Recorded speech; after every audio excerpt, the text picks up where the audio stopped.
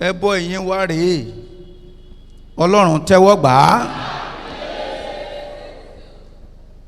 Orin kan tó ní gbà á, ẹbọ ọpẹ́ mi mà rèé o, gbà á o, gbà á. Ẹbọ ọpẹ́ wa mà rèé o, gbà á. Ẹbọ ọpẹ́ wa tẹ́wọ́ gbà á. Ẹbọ ọpẹ́ wa bàbá tẹ́wọ́ gbà á. Olúwa, bí a ṣe fẹ́ wá sí ìtẹ́ àánú, tí a bá rí ohunkóhun kan tí èṣù lè rí gbámú, tí a fi ní yẹ fún ire àti ìbùkún ìtẹ́ àánú yín ní pẹpẹ láàárọ̀ yìí, lórúkọ Jésù olùgbàlà, ohun àánú lórúkọ Jésù ẹ fọ̀ lórí ayé wa. Gbogbo àwọn àbàwọ́n náà nínú ayé wa, ẹ̀jẹ̀ Jésù ó yá kó parẹ́. Every blemish on us that's capable of hindering us to receive from the throne of grace, we are asking God, you release the blood of Jesus Christ and remove all our blemish in the name of Jesus Christ. We are asking God, as we begin to raise up our voices unto you, let our voices, oh God, attract your speedy and express attention in the name of Jesus Christ. Give every soul an attention, oh God, this morning in the name of Jesus Christ. I say it in the name of God the Father, the Son, and the Holy Spirit. Our prayers shall not be hindered. Our prayers shall not be hindered. Our prayers shall not be hindered. The Lord will hearken to our voice. In Jesus' mighty name we pray. Jẹ́ kí a jókòó for a while as we bow to go before the Lord to present our petitions. God gave me a revelation during the last night Fiji. We worked on it, but the Spirit of God insists that we should pray over it for the benefit of those that were not on attendance in that Fiji. Ẹ̀mí Ọlọ́run yìí wípé revelation yẹ kí mú wá sí gbogbogbò láàárọ̀ yìí. Òun náà láṣẹ lórí.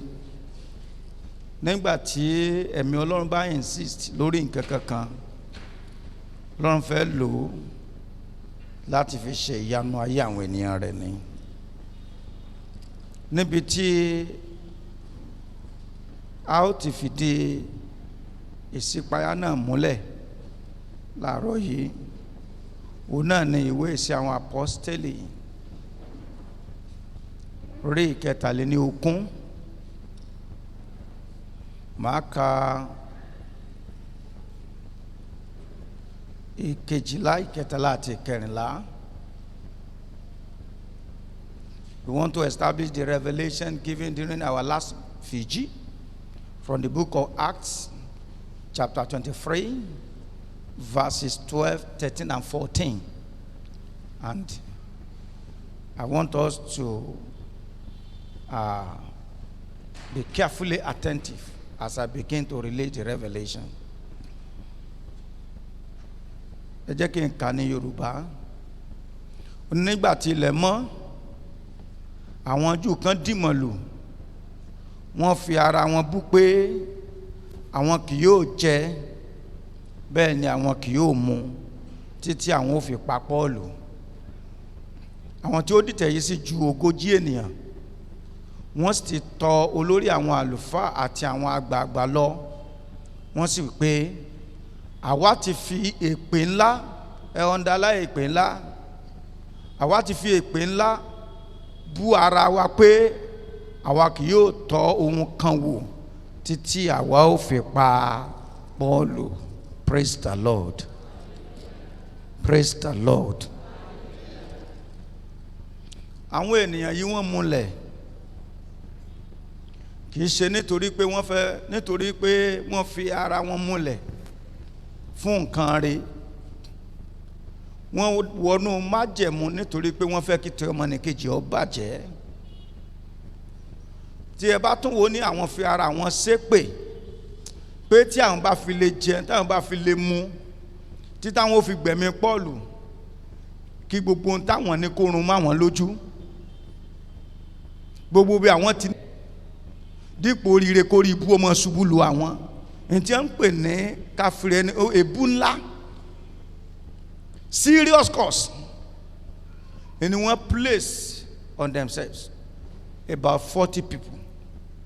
àwọn ògo nítorí ẹnìkan ṣoṣo wọ́n múlẹ̀ pé àfi tí lágbájá bá fi ti lágbájá ìtọ́ bá bàjẹ́. jẹ́ kí n sọ àsọtẹ́lẹ̀ ní orúkọ Jésù olùgbàlà, gbogbo àwọn tó múlẹ̀ nítorí tiẹ̀ pé kí ayé rẹ̀ ó bàjẹ́, Ọlọ́run ó fi hàn ṣẹ̀sìn.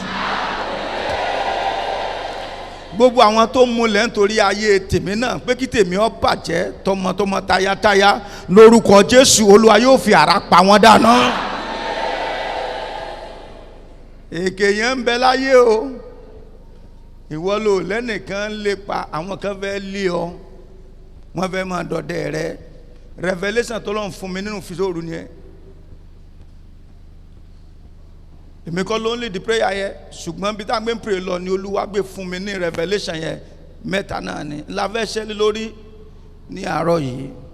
ẹ jọ̀ọ́ mo fọlọ́n bẹ̀ yín, ẹ gbàdúrà dáadáa, ẹni pé tó bá dọ̀rọ̀ bá ti di ọ̀rọ̀ ìfihàn mo máa ń sọ fún wa, ẹ gbà o, torí pé mi ò fẹ́ kí ẹnikẹ́ni kó sọ èmi di olórí burúkú ní pẹpẹ yìí. ohun tí Ọlọ́run bá fi hàn mí màá sọ fún wa. so tí n bá dẹ̀ ti sọ, ẹni tí ó bá gbọ́ ó kù sí ọwọ́ rẹ̀, ẹ̀jẹ̀ ó ń tọ̀hún ó kù lọ́rùn mi. nítorí pé wíwá tó wá sábẹ́ ẹsẹ̀ ìrànṣẹ́ ìjọ Philadelphia Baptist Church ó gbọ́dọ̀ wá bẹ́ẹ̀ kó sórí burúkú. Your coming under the ministry of Philadelphia Baptist Church must not bring you misfortunes. Kò gbọ́dọ̀ sọ dolórí burúkú láyé, ò sì ní dolórí burúkú, ó dolórí rẹ̀ ní lórúkọ Jésù Kristi. So God has spoken, God has revealed certain secrets to me, and I'm about to reveal it. Number one, mẹ́ta péré náà nínú láṣẹ lórí, ẹ jẹ́ ká dé dúró.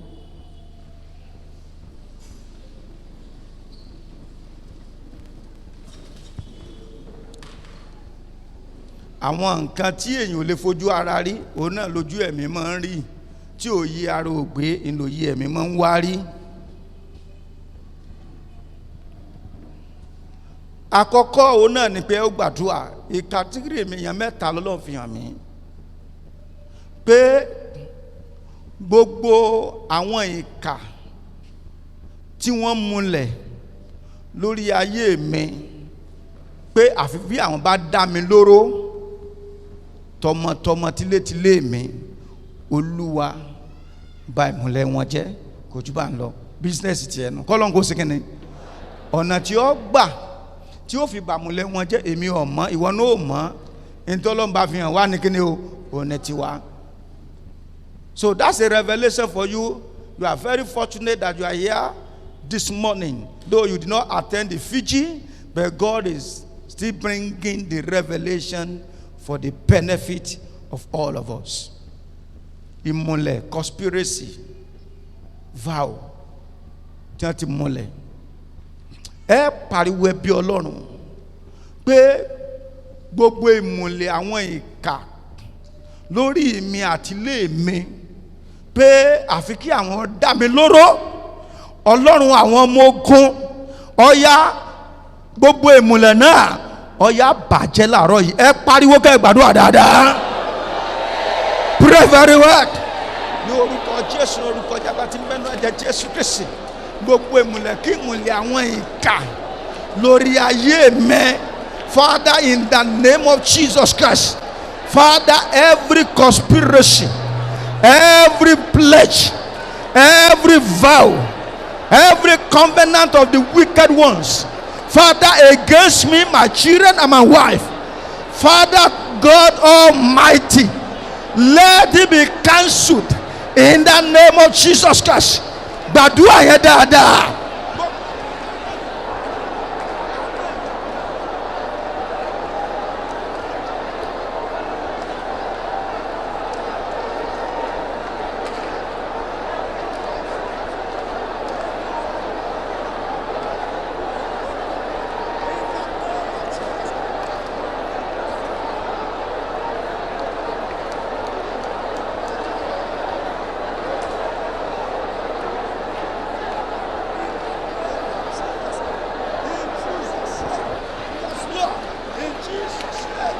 In Jesus' mighty name we pray.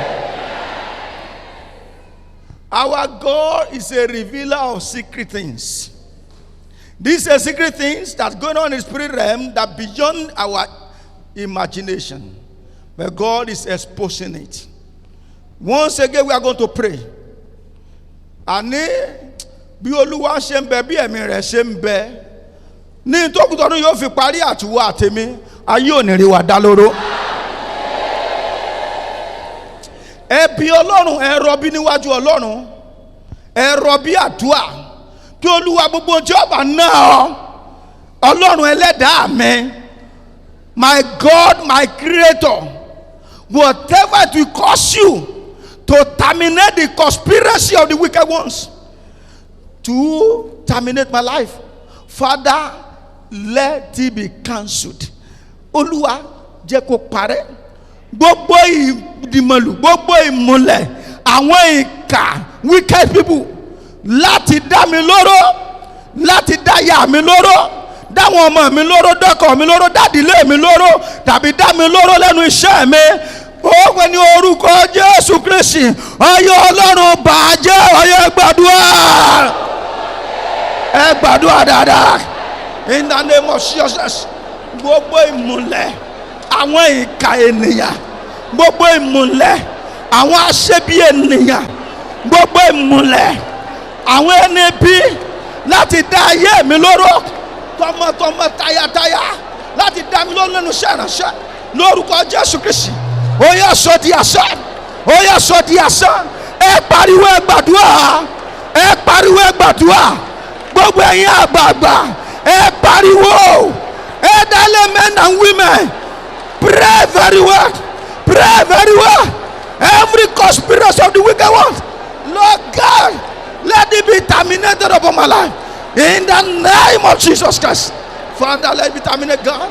In the name of Jesus. Thank you, Father. In Jesus' mighty name, we pray. Another two amens. Amen. Amen. That one is already settled.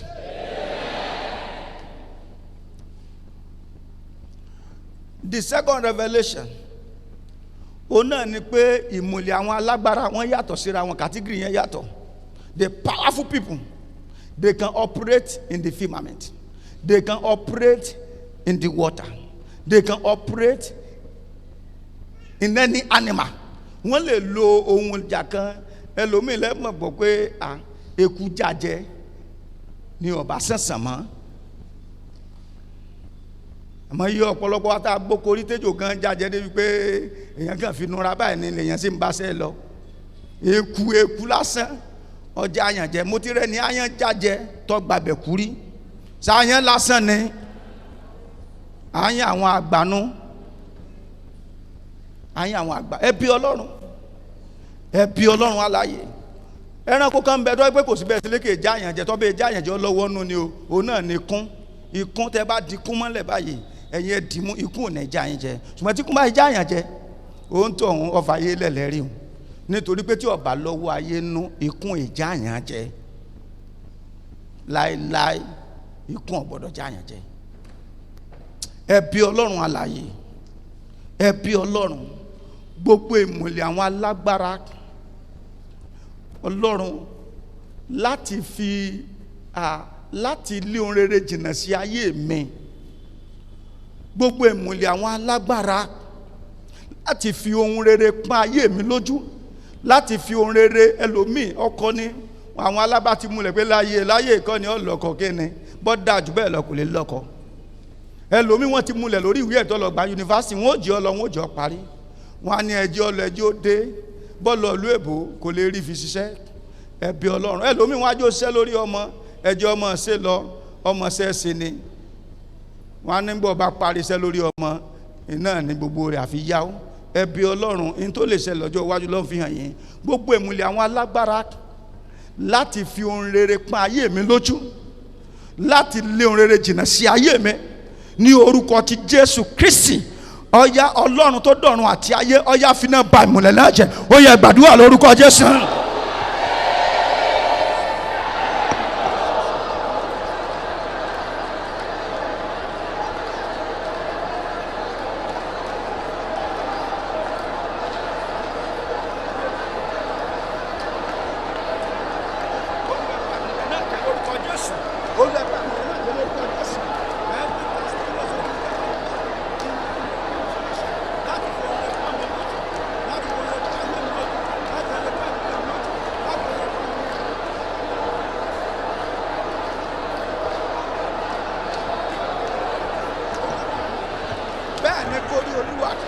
bẹ́ẹ̀ ni kó rí olúwa, olúwa bẹ́ẹ̀ ni kó rí olúwa, bẹ́ẹ̀ ni kó rí olúwa. Gbogbo ìmùlẹ̀ kí ìmùlẹ̀ àwọn alágbára lórí ayé mi, lórí ayé àwọn ọmọ mi, lórí ìṣẹ̀dá, lórí ìdílé mi, láti fún rere pa ayé mi lójú, pa àwọn ọmọ mi lójú, ọyá pa ìmùlẹ̀ náà jẹ́ lórúkọ Jésù. Olúwa ṣe wá. In Jesus' mighty name we pray. Ẹ̀mí Ọlọ́run kì í sọ ilé fún yín pé lẹ́yìn àdúrà yìí ọ̀pọ̀lọpọ̀ ẹ̀rí ni yóò ṣẹlẹ̀ láàrin wa. Pé gbogbo àwọn tí ń bẹ ní kàtígírì tí à ń fi ohun rere kan pọ́n lójú, you are in that category. The Lord is telling you today that on that issue, your testimony is already matured. Ẹ gbàdúrà yín lẹ́ẹ̀kan sí ká tó lọ sí Revelation ẹlẹ́ẹ̀kẹta. Ẹ bí Ọlọ́run, ẹ pé Ọlọ́run ẹlẹ́dàá, bá porúkọ Jésù lẹ́ẹ̀kan. Ọlọ́run ẹlẹ́dàá mi o, gbogbo ìgbìmọ̀, gbogbo ìmùlẹ̀ àwọn alágbára lórí ayé mi, tọmọtọmọ, tayátayá, lẹ́nu iṣẹ́ mi, láti fi orere pọ́n mi lójú, iná Ọlọ́run o, ó yá bàjẹ́, ó yá gbàdúrà bẹ́ẹ̀. Ní agbára tí ń bá náà yẹ Jésù, Olúwa mo gbàdúrà gbogbo ìmùlẹ̀ àwọn alágbára, for every conspiracy of the powerful people, Father Lord God Almighty, upon me and my children, Father destroy it, Jesus Christ, destroy it in the name of Jesus.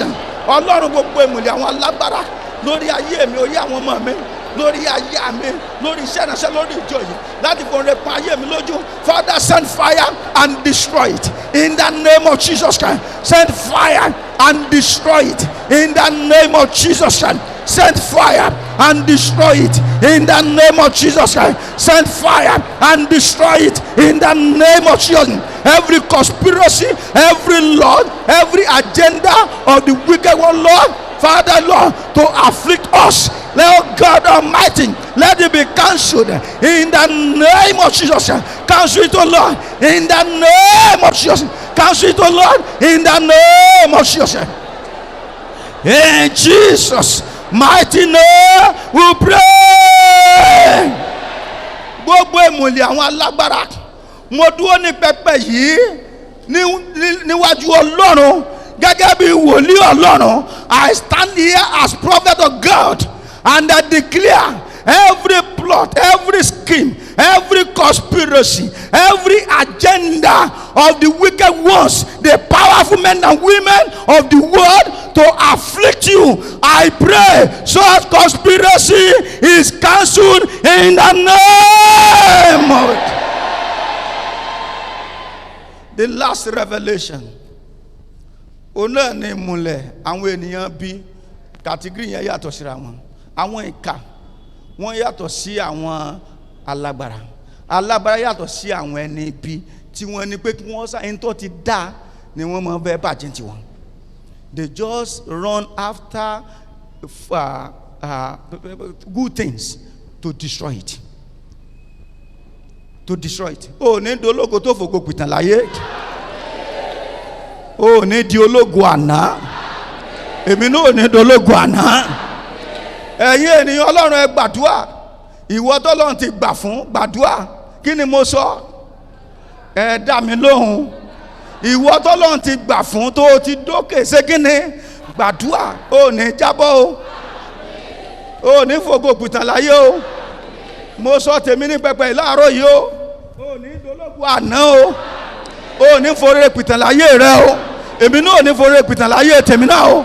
Ẹ bí Ọlọ́run gbogbo ìmùlẹ̀ àwọn ẹni bí Ọlọ́run láti sọ gbogbo ayọ̀nú ayé mi, ire mi di ìdíbàjẹ́ olórúkọ Jésù Kristi. Ó yá jẹ́ kí ìmùlẹ̀ náà lànà. Olúwa jẹ́ kí àrá jẹ́ kó run ìmùlẹ̀ náà dànù. Ó yẹ pariwo ẹ gbàdúrà.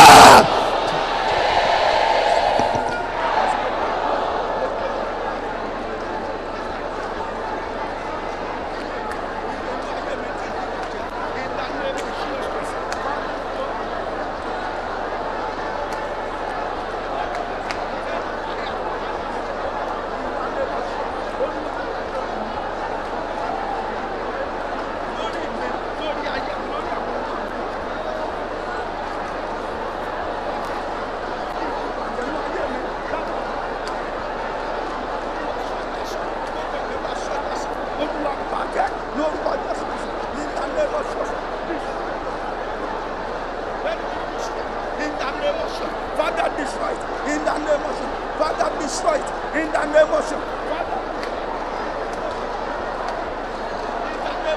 Father, destroy it in the name of Jesus. Father, destroy it in the name of Jesus. Bẹ́ẹ̀ ni kò ní Olúwa. Àwọn ẹni bí lórí ìlú lórí àyà.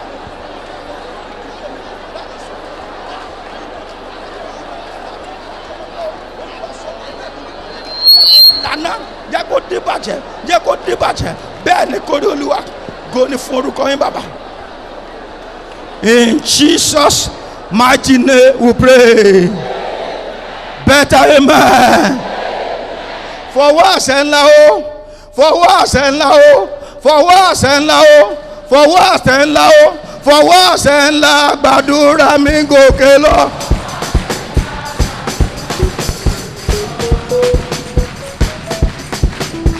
Fọwọ́ àṣẹ ńlá o, fọwọ́ àṣẹ ńlá o, fọwọ́ àṣẹ ńlá o, fọwọ́ àṣẹ ńlá o, fọwọ́ àṣẹ ńlá o, fọwọ́ àṣẹ ńlá o, fọwọ́ àṣẹ ńlá gbàdúrà mi gòkè o, àṣẹ ńlá gbàdúrà mi gòkè lọ. Fọwọ́ àṣẹ ńlá o, fọwọ́ àṣẹ ńlá o, fọwọ́ àṣẹ ńlá o, fọwọ́ àṣẹ ńlá o, fọwọ́ àṣẹ ńlá o, fọwọ́ àṣẹ ńlá gbàdúrà mi gòkè o, fọwọ́ àṣẹ ńlá gbàdúrà mi gòkè lọ. Ọwọ́ rẹ̀, ọwọ́ rẹ̀, fọwọ́ àṣẹ ńlá o, fọwọ́ àṣẹ ńlá o, fọwọ́ àṣẹ ńlá o, fọwọ́ àṣẹ ńlá o, fọwọ́ àṣẹ ńlá o, fọwọ́ àṣẹ ńlá o, fọwọ́ àṣẹ ńlá o, fọwọ́ àṣẹ ńlá gbàdúrà wa gòkè o, fọwọ́ àṣẹ ńlá gbàdúrà mi gòkè, fọwọ́ àṣẹ ńlá gbàdúrà mi gòkè, fọwọ́ àṣẹ ńlá gbàdúrà mi gòkè, fọwọ́ àṣẹ ńlá gbàdúrà wa gòkè, fọwọ́ àṣẹ ńlá gbàdúrà wa gòkè, fọwọ́ àṣẹ ńlá gbàdúrà wa gòkè, fọwọ́ àṣẹ ńlá gbàdúrà wa gòkè, fọwọ́ àṣẹ ńlá gbàdúrà wa gòkè, fọwọ́ àṣẹ ńlá gbàdúrà wa gòkè, ọwọ́ rẹ̀, fọwọ́ àṣẹ ńlá gbàdúrà wa gòkè, fọwọ́ àṣẹ ńlá gbàdúrà wa gòkè, fọwọ́ àṣẹ ńlá gbàdúrà wa gòkè, fọwọ́ àṣẹ ńlá gbàdúrà wa gòkè, fọwọ́ àṣẹ ńlá gbàdúrà wa gòkè, fọwọ́ àṣẹ ńlá gbàdúrà wa gòkè, fọwọ́ àṣẹ ńlá gbàdúrà wa gòkè, fọwọ́ àṣẹ ńlá gbàdúrà wa gòkè, fọwọ́ àṣẹ ńlá gbàdúrà wa gòkè, fọwọ́ àṣẹ ńlá gbàdúrà wa gòkè, fọwọ́ àṣẹ ńlá gbàdúrà wa gòkè, fọwọ́ àṣẹ ńlá gbàdúrà wa gòkè, fọwọ́ àṣẹ ńlá gbàdúrà wa gòkè, fọwọ́ àṣẹ ńlá gbàdúrà wa gòkè, fọwọ́ àṣẹ ńlá gbàdúrà wa gòkè. Father, we thank you because you are God of revelation. The book of Amos chapter 3 verse 7 says, indeed God does nothing until he reveals his secret to his servant prophet.